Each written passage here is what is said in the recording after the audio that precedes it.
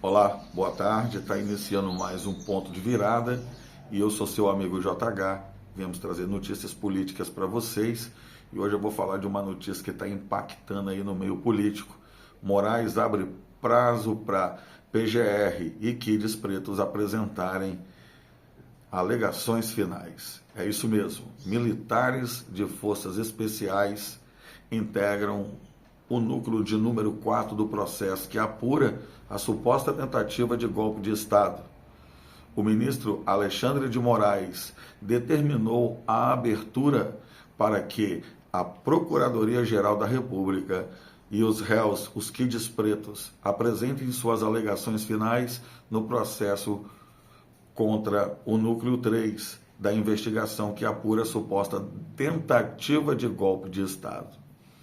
Este grupo, composto por militares de forças especiais, os chamados Kids Pretos, apontados por responsáveis pelo planejamento operacional do golpe, incluindo o suposto plano Punhal Verde-Amarelo, que previa ataques contra autoridades, entre elas o presidente Lula e Geraldo Alckmin. Conforme o rito processual, a Procuradoria-Geral da República terá 15 dias para apresentar suas alegações finais. O documento é uma espécie de dossiê que revisita todas as provas produzidas na fase de investigação e recomenda a condenação ou absolvição dos réus. O Procurador-Geral da República também pode sugerir penas. Após a entrega do documento, inicia-se a contagem do prazo para que a defesa dos réus apresente um documento similar, revisitando todas as provas, argumentos pela absolvição dos seus clientes, entre eles também tem 15 dias. Essa é a última etapa do processo antes do julgamento, com alegações entregues. Moraes deverá pedir ao presidente da primeira turma, Cristiano Zanin, para que marque a data do julgamento. Na semana passada, Moraes também abriu prazo de alegações finais para o núcleo 4 da suposta trama golpista. O grupo é apontado como responsável por disseminar informações falsas com o objetivo de desacreditar o sistema eleitoral. O núcleo 2 ainda está em fase de diligências complementares, ou seja, produção de novas provas. O núcleo 1, que inclui o presidente ou ex-presidente Jair Bolsonaro do PL, é o mais avançado, com início de julgamento marcado para o dia 2 de setembro.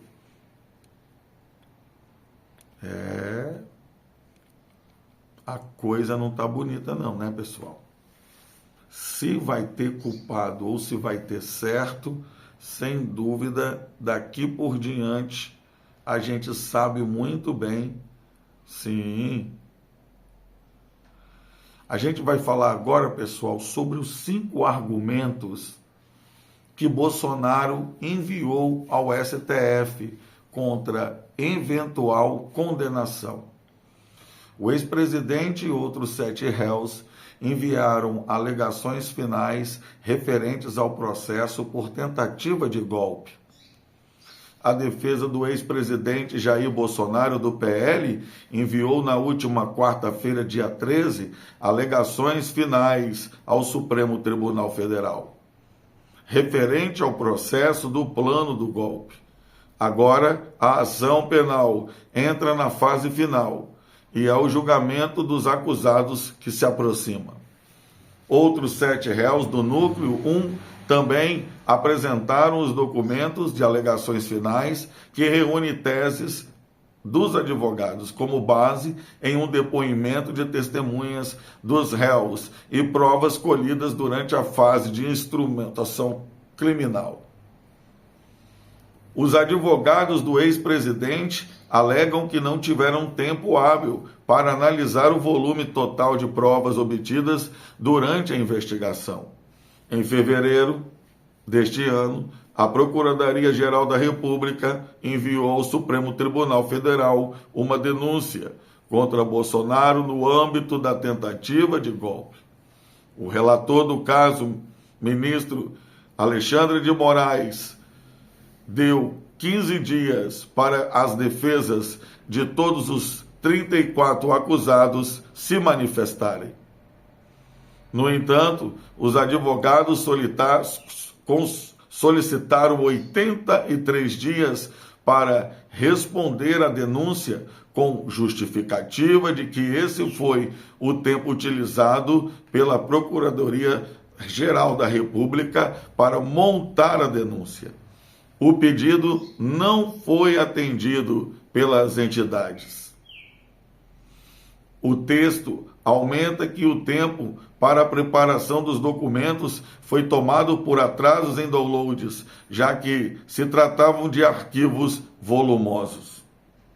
Conforme as alegações, a defesa do ex-presidente denomina o tenente-coronel Mauro Cid, ex-ajudante de ordens de Bolsonaro, como um delator sem credibilidade.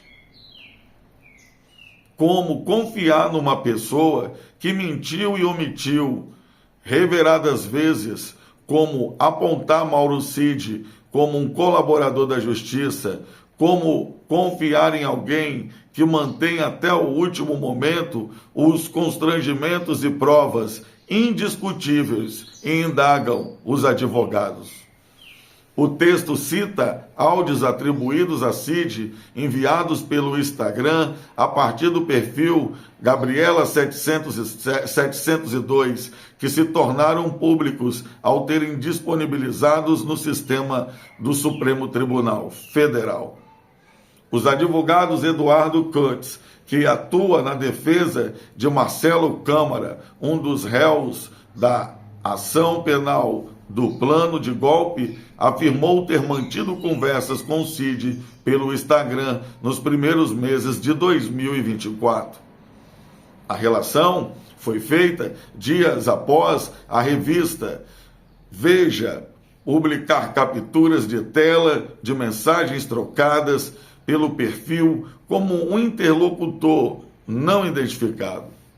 O prejuízo material, portanto, é inconstante e não importa o conhecimento da imprestabilidade da delação que se partida por opção do colaborador se deu em afronta ao princípio da boa-fé objetiva, por meio de declarações manipuladas em razão do vício de vontade ao firmar o acordo, finaliza o documento.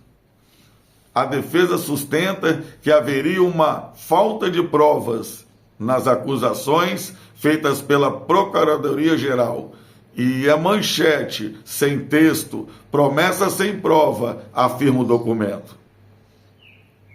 O texto alega que Bolsonaro não tinha conhecimento e não teve participações em planos como a Operação Luneta, Copa 2022 e Punhal Verde e Amarelo.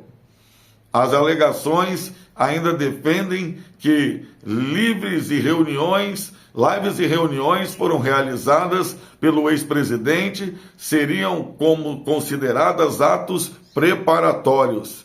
A fala da acusação não pode ser tratada como fato notório que, independente de demonstração, exatamente porque não estamos em um romance policial, no qual o que importa é a escrita. Toda a afirmação relevante da acusação precisa encontrar respaldo e apoio em elementos concretos de provas, declarou a defesa.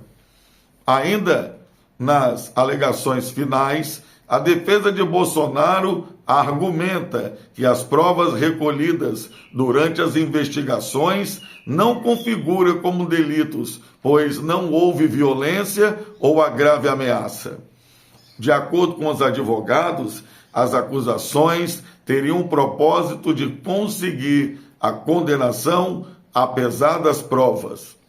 Entre os casos citados estão os atos de 8 de janeiro de 2023 e dos chamados kids pretos, além do plano punhal verde e amarelo. O caso dos questionamentos do ex-presidente sobre as urnas eletrônicas e o sistema eleitoral brasileiro foram considerados uma manifestação de opinião política por seus advogados. Os atos atribuídos pela acusação como criminosos limitam-se à manifestação de opinião política que integra e sempre acompanhou a vida pública do publicitário Jair Bolsonaro. O governo do ex-mandatário chegou a realizar uma auditoria liderada pelo Ministério da Defesa para apurar se as urnas eletrônicas haviam sido fraudadas. Anderson Torres, ex-ministro da Justiça, durante o governo de Bolsonaro, afirmou também, em depoimento ao Supremo Tribunal, que não foram encontrados elementos técnicos que apontassem fraude. Por fim, a defesa afirma que o ex-presidente não teria incentivado seus apoiadores a realizarem a invasão na sede dos três poderes, assim como o bloqueio de rodovias e acampamentos em frente a quartéis do Exército. Os advogados defendem que Bolsonaro agiu ativa e expressamente a desestimular qualquer ato impetuoso de seus eleitores e apoiadores. Com as alegações finais apresentadas à Procuradoria-Geral da República, Moraes poderá preparar o relatório e o voto do caso e liberar para o julgamento.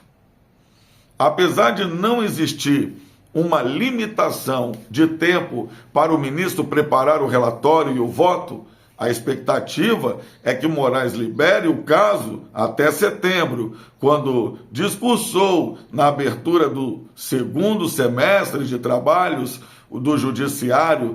O ministrado afirmou que todos os núcleos da trama golpista serão julgados nesse ano. A ação penal envolvendo Bolsonaro tramita na primeira turma do Supremo Tribunal, presidida pelo ministro Cristiano Zanin. Ele é o responsável por colocar em pauta as matérias no colegiado. No entanto, o caso não é pautado após a liberação do relator. Caso pode ser julgado em plenário físico ou virtual. Este último é a situação mais improvável. Pois é, pessoal, estamos deixando essas duas notícias para vocês aí. E vamos ver, né? O que vai acontecer? Provavelmente, tudo indica que Bolsonaro possa ser condenado. Você vai dar sua opinião, se você quer que o Bolsonaro seja condenado, se você acha que é uma perseguição, se você acha que Lula no poder, o ano que vier, de 2026, vai ser melhor, você comenta aqui embaixo também. Se você acha que devem deixar isso para lá e não tocar nesse assunto e nem mexer com o Bolsonaro, seria melhor? Você vai comentar também. Lembra do tarifaço do Trump? Será que ele vai aceitar o Bolsonaro ser preso? Será que o Bolsonaro vai ser abandonado pelo Trump no último momento? Só pagando para a gente ver.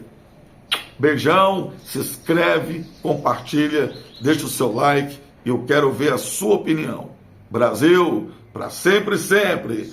Ponto de virada.